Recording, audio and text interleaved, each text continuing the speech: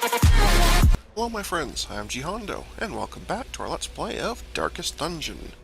In the last episode we were going through the guild and setting up everybody's skills, and one important thing I forgot to do while I was in there was set it so we could actually upgrade them as well. And we'll set that to do a bit cheaper, which would be A nice. strict regimen is paramount if one is to master the brutal arithmetic of combat. Now I probably can't afford to do everybody's because you have to save some money to provision for the next trip. But yeah, it's going to be close. About 1,000 apiece, 9 people. Oh, we might be able to do it. We might be able to do it, so.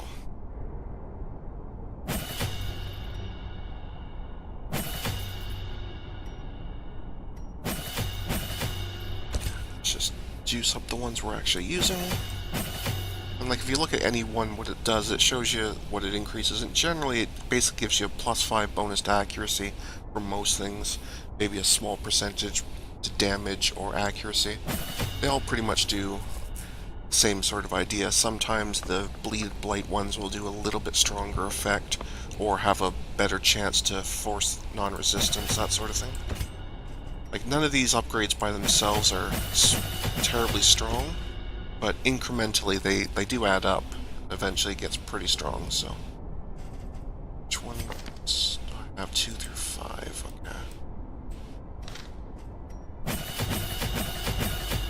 Certainly don't want a paid upgrade when I'm not actually using, so that would be very silly.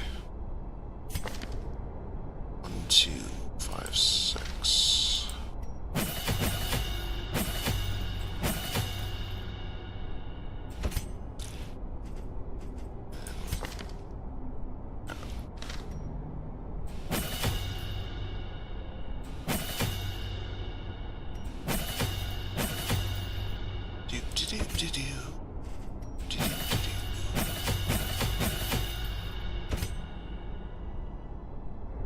Oh, that's right, you haven't gained a level yet, so I can't do it with you two. Because they have to be at least level 1. Okay, and the other thing I got was that nice item for the leper. Give him a huge accuracy bonus, which is awesome. Okay. And we are ready to embark.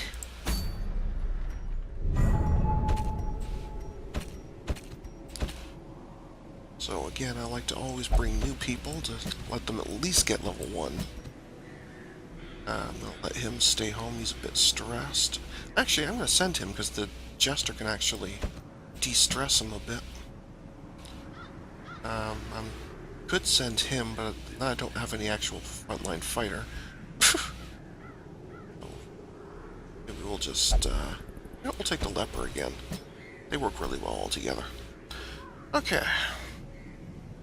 Something for the Hellion, which is a barbarian. I don't have yet. Another leper item, which is a good one. Gives him a damage bonus, because he doesn't do enough damage already. If he's in position 1, which he usually is. Something for the Jester to make him bleed even better. That's also a really good item. Or just a decent one for the leper. So I'm torn between these two.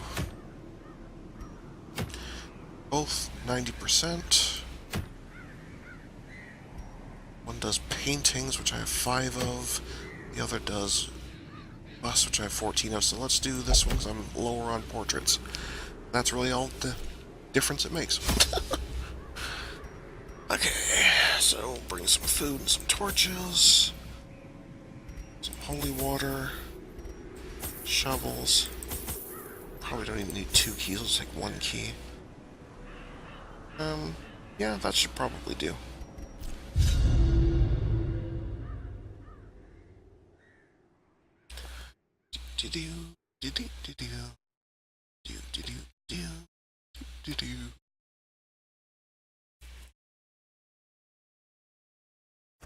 Pace out the halls of your lineage once familiar, now foreign. Right, so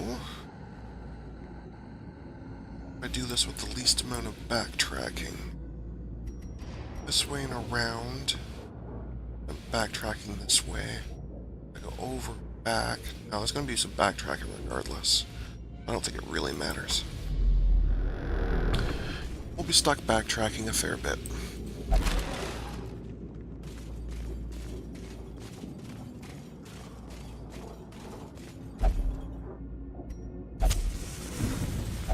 Okay, a locked cabinet, that's why we bring keys. Glittering Excellent. gold, trinkets and baubles. Paid for in blood. Paid for with a key, but same thing.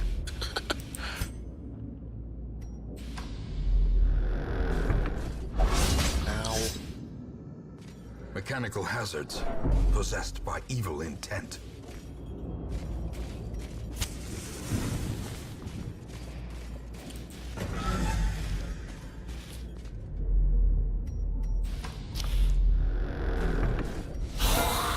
okay, one stress enemy that has to go pretty quick. Be gone, fiend. Of course, you went for the one with the highest stress already, didn't you? Jerk. Another abomination, cleansed from our lands.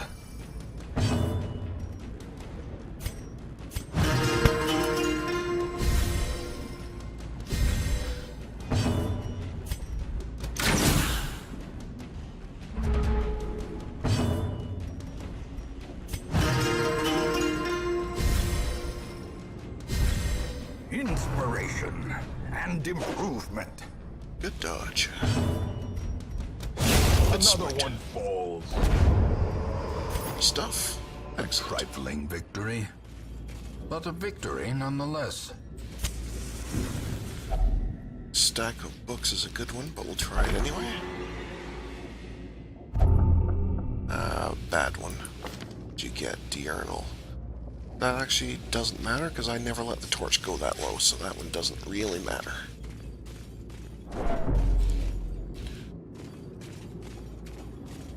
It's bad, but it's not really that bad. Nothing. Okay.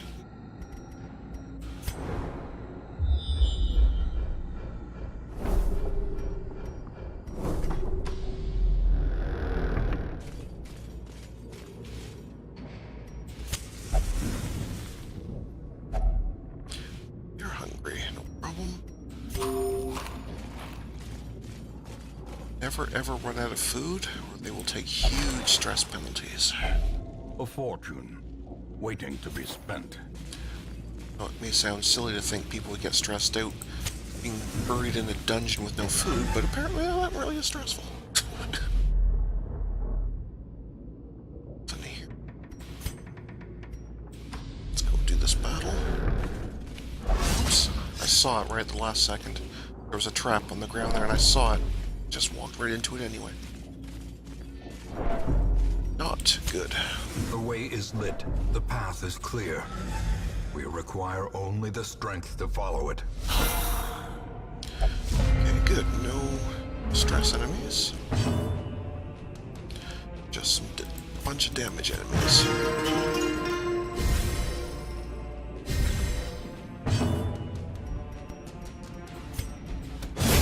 Executed with impunity.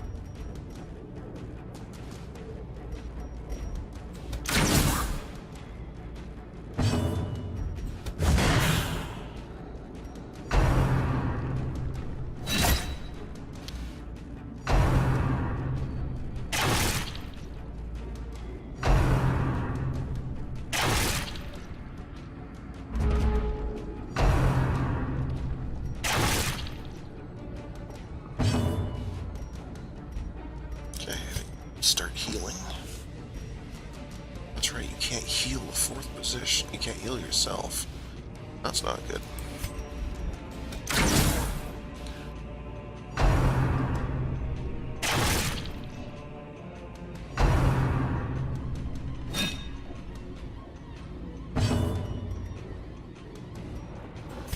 We better get our dodges on. Continue the onslaught. Destroy them all. That will bring them forward where they're a lot less dangerous. And continue to de-stress.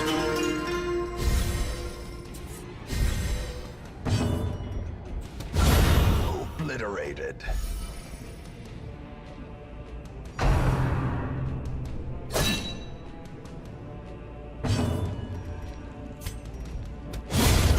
Annihilated.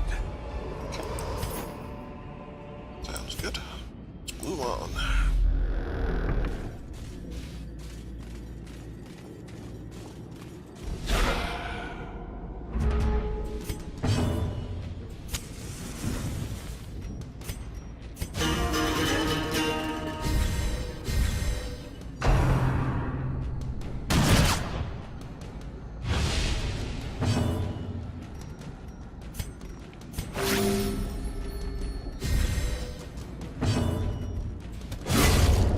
You're out of here.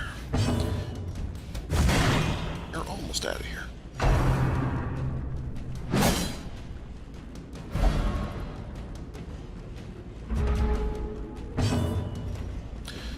Got bumped forward. That's not cool.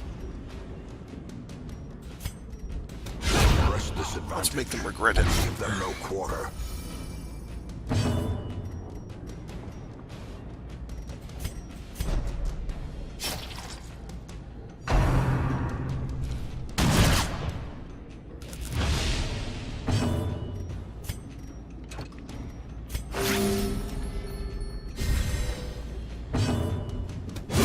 Eradicated. Okay. Remind yourself that overconfidence is a slow and insidious killer. So keep going.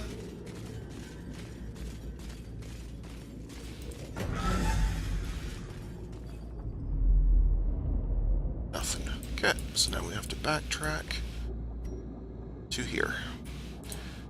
It'll let us skip this room, but we have to backtrack to here, so.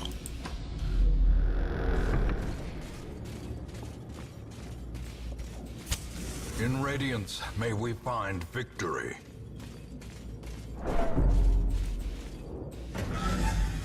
Should probably some food to heal this guy up.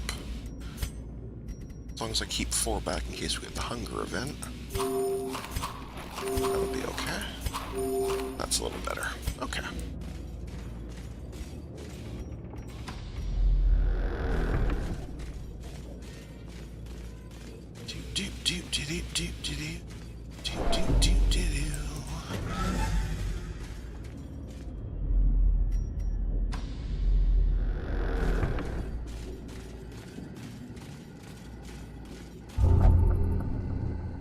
Okay, yep, so he automatically opens it without giving me the option. On these Iron Maidens, if I do have medicinal herbs, you're guaranteed a good item. If you just use it without, you have a high chance of getting a bad one.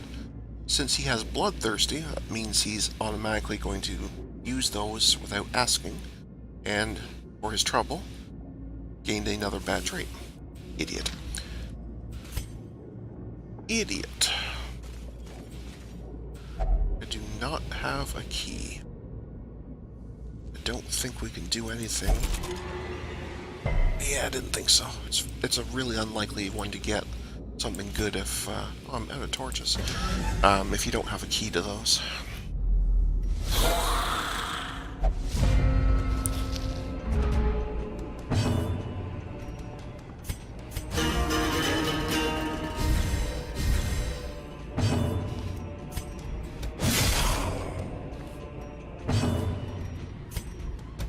Confidence surges as the enemy crumbles.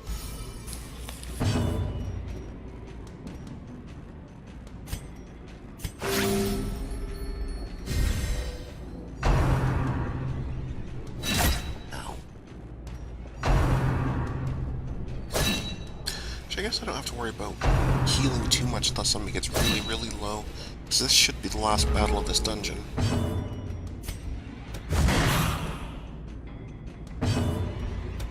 Their formation is broken. Maintain the offensive.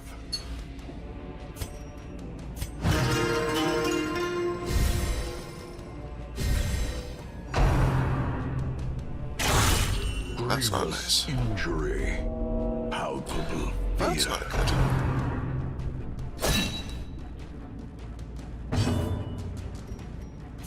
Still won't heal yourself. Okay. Anything that hits him, he has a good chance of dying from it, so needless to say, it's not good. A devastating blow.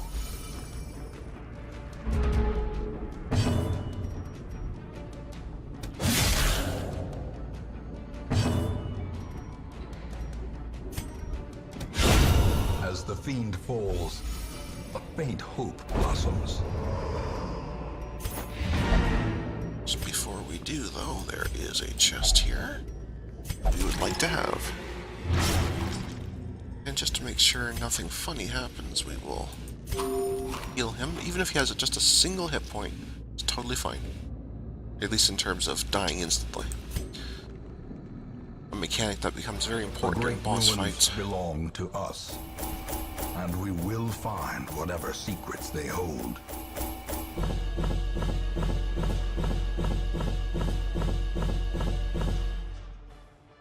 Okay. Awesome.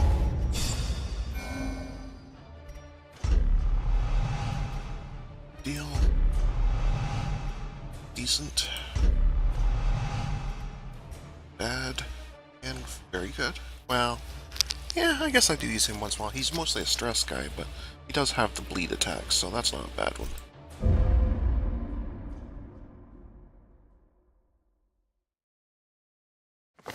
Our family name, once so well regarded, is now barely whispered aloud by decent folk. The last 3 buildings have been unlocked. So we'll check them real quick. At home Survivalist. in wild places, she is a stalwart survivor and a strict instructor. Very similar to how the guild let us change these skills up here. The survivalist lets you change these. Now these don't have actual skills, so they can't upgrade, but you can at least choose, like using her to unlock the ones so you can make sure you get the ones you want. So we'll probably do that at some point, but I don't do the longer missions often enough for it to be a real big deal, but still, it's there. Sanitarium. This one lets you do 2 things. You can get rid of diseases, and you can also affect the quirks. And they can actually both get rid of bad ones, or reinforce good ones to lock them in place, or both. It's just incredibly expensive. But if there's anyone you have that's really, really bad, like kleptomania, you could get rid of it. Or anyone that's really, really, really good. Even, well, Warrior Light's not that great, but you know, if there's one there that you really, really want to make sure never goes anywhere, you could lock it into place. So the Sanitarium is expensive, but helpful. And the Nomad. Trinkets and charms gathered from all the forgotten corners of the earth. Lets you actually just buy trinkets. They're they're very expensive, but could be helpful. And on the subject of trinkets, we just got, where's our Jester? Here. This for the Jester.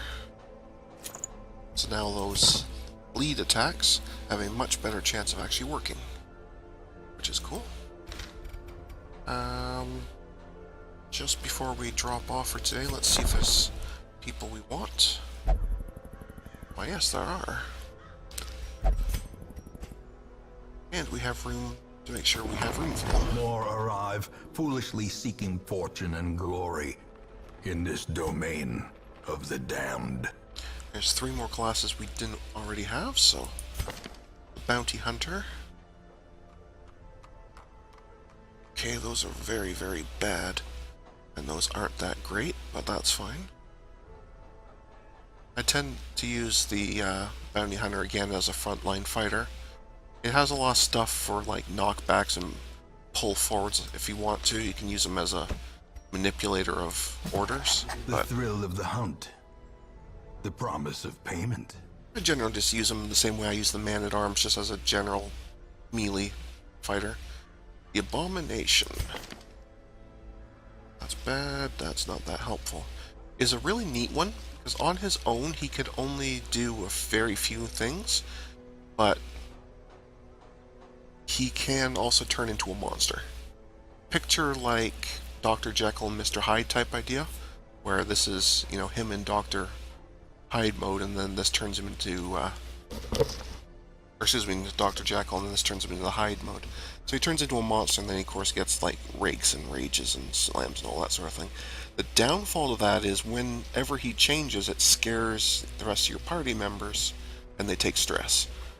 And he takes stress every turn while as a monster, so it's a bit tough to use him effectively, but he is pretty powerful, so we'll definitely take one.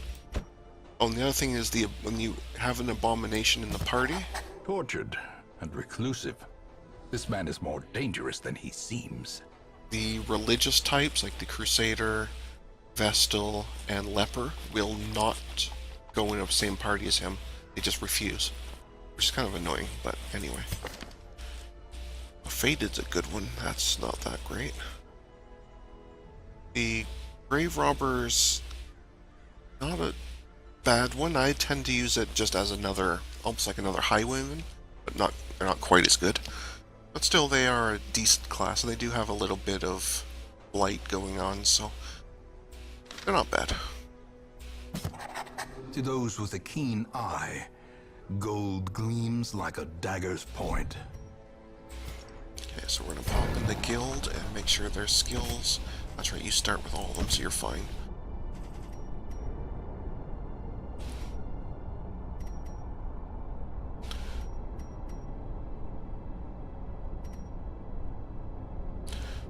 So I have the stun and the finisher.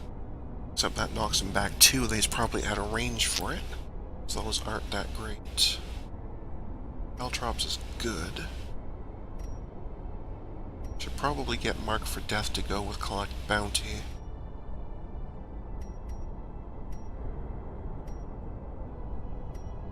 Yeah, probably.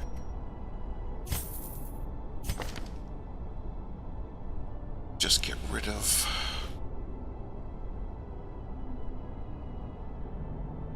Just get rid of that outright. These two worked well together. It marks them and then you deal extra damage. This would work well.